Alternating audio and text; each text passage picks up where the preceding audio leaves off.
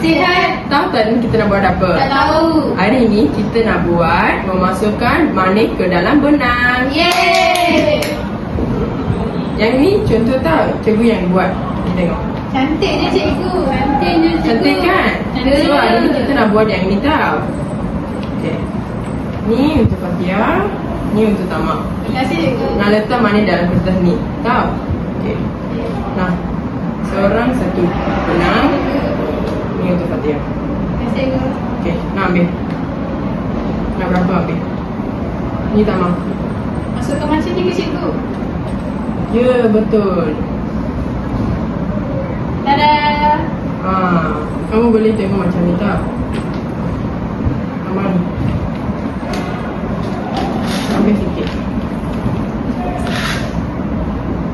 Nah, aman.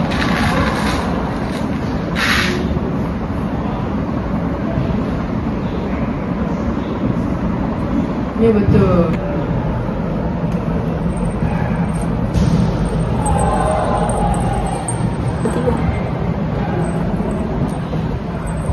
Macam ni je.